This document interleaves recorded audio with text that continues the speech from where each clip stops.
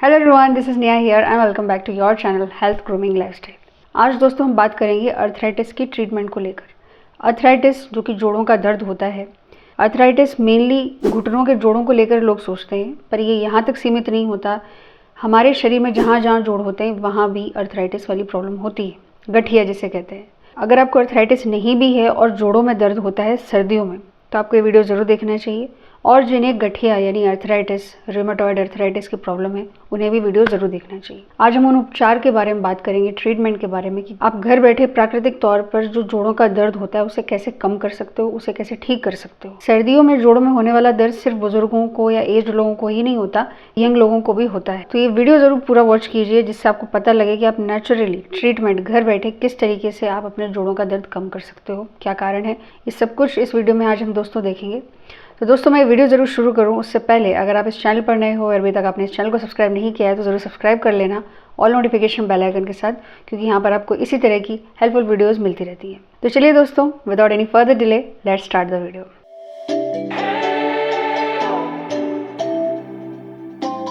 सबसे पहले तो दोस्तों हम ये जान लें कि ये जोड़ों का दर्द आखिर होता क्यों है। अर्थराइटिस तो एक एंड प्रॉब्लम होती है, लेकिन अर्थराइटिस से पहले जो शुरुआत है वो कैसे होती है, आखिर जोड़ों में दर्द कैसे शुरू होता है। दोस्तों हमारे शरीर में जहाँ जहाँ भी जोड़ होते हैं, चाहे वो आपके एल्बोज़ में हो, घुटनों में हो, आपके एंकल्स के पास हो, या फिर आपकी उंगलियों की बात करें, शरीर में जहाँ जहाँ भी जोड़ होते हैं दोस्तों, वहाँ पे इसके शुरुआती लक्षण देखने को मिलते हैं। ये होता ऐसे है कि हमारी बॉडी में जब अम्ल बनने लगता है, एसिडिटी ज़्यादा होने लगती है, और वात का प्रकोप यानी जो वायु का प्रकोप होता है, वात और पित्त बिगड़ने से अक्सर जो है ये समस्या देखने को मिलती है। दोस्तों जो भोजन आप खा रहे हो, अगर आपको ठीक से नहीं पचेगा तो वो नेचुरली तौर पे वो एयर डेवलप करने लग जाता है, गैस बनाने लग जाता है शरीर। और ये जो दोस्तों गैस है आपके जोड़ों पर भी असर डालती है। तो कभी आपको चटकने की आवाज़ आएगी घुटनों में या कहीं पर भी। वैसे तो जोड़ों का दर्द हमें शरीर में कहीं भी हो सकता है, लेकिन घुटनों पर इसका असर पहले पड़ता है, क्योंकि जो हमारे शरीर का भार है हमारे घुटने सहते हैं। दोस्तों हमारी बॉडी जो बाय बर्थ जो इम्यून सिस्टम लेकर पैदा करती है, वो इम्यून सिस्टम हमारी बॉडी में होने वाले चेंजेस को अच्छी तरीके से डिटेक्ट करता है। बात करें घुटनों की, तो इसके बीच में लिगामेंट्स या बहुत ही सॉफ्ट टिश्यूज़ होती हैं।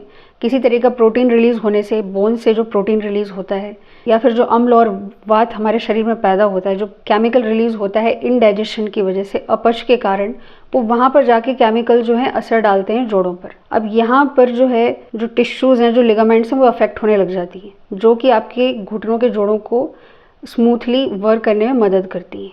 ये धीरे धीरे डैमेज होना शुरू हो जाती हैं, और फिर एक मोमेंट दोस्तों ऐसा आता है कि जो दोनों जॉइंट्स आपस में रगड़ने लगते हैं, फिर उनमें सूजन होने लगती है, स्वेलिंग होती है, फिर आपको फिजिकली भी दिखने लगेगा शरीर पर। और फिजिकली भी क्या है, वो घुटना पूरा सामने उभर कर भी आता है, फूला हुआ। जो हमारी बॉडी में जितने भी जोड़ होते हैं, हमारी बॉडी की चाहे भावनात्मक कह लीजिए या शारीरिक तौर पर जो भी एनर्जी होती है, उसको स्टोर करने की पावर हमारे जोड़ों में होती है।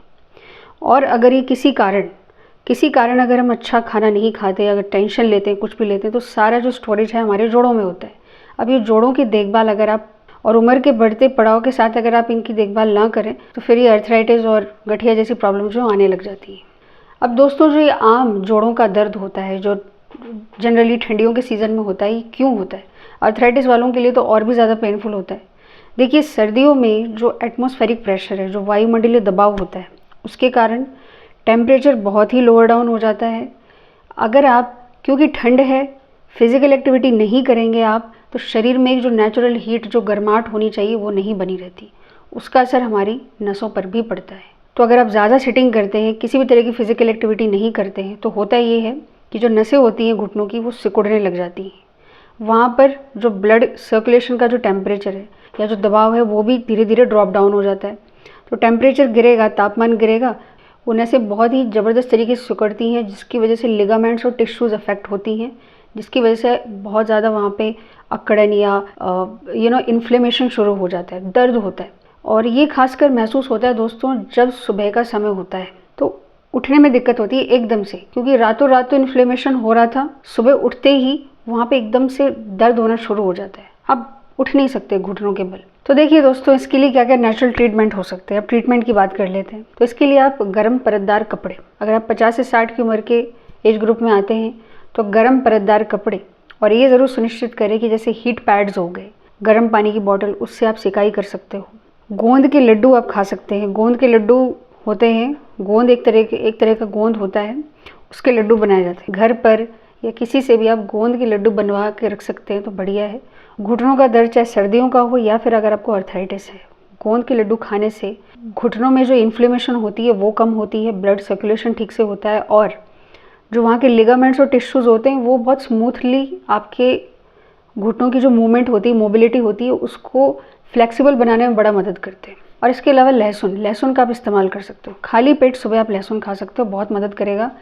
दोस्तों, सरसों के तेल में कूटा हुआ लहसुन, इन दोनों को आप अच्छे से मिला के गर्म करें थोड़ा सा, फिर इससे आप अपने घुटनों की मालिश करें।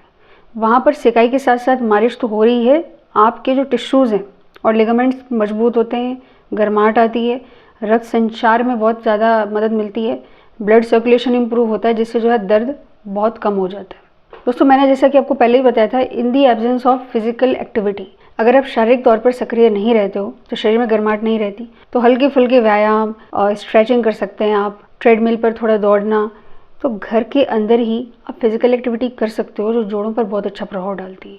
उम्र के बढ़ने के साथ साथ जो है हड्डियाँ कमज़ोर होने लग जाती हैं, ऑस्टियोपोरोसिस की प्रॉब्लम आने लग जाती है, क्योंकि जो हड्डियाँ हैं उनकी बोन डेंसिटी कम हो जाती है। इसके लिए आप स्किपिंग, जो रस्सी कूदना होते हैं, हल्के फुल्के, रस्सी नहीं कूद सकते तो जैसे कि मैंने बताया, कोई भी हल्का फुल्का व्यायाम, यानी शरीर में आपके गर्माहट बनी रहनी चाहिए, फिजिकल एक्टिविटी होनी चाहिए। हाइड्रेटेड रहना बहुत ज़रूरी है, मैं कई वीडियो में बोलती भी हूँ। दोस्तों, पानी पीना कभी नहीं छोड़ना चाहिए। दोस्तों, पानी ज़्यादा से ज़्यादा हो सके आप पिए। सर्दियों में कम प्यास लगती है तो हमें लगता है पानी पीने की ज़रूरत नहीं है, पर दोस्तों शरीर को सर्दियों में ही सबसे ज़्यादा पानी की ज़रूरत पड़ती है। गर्मी हो चाहे सर्दी हो, पानी कभी भी पीना कम मत कीजिए। शरीर जितना हाइड्रेटेड रहेगा, आपके जोड़ों पर भी उतना ही फ़र्क पड़ेगा। हरे पत्तेदार सब्जियां, नट्स, फ्रूट्स, ऐसे तरह के खाद्य पदार्थ आप अपने डाइट में इंक्लूड कर सकते हो, साथ साथ जितना पानी पी सके।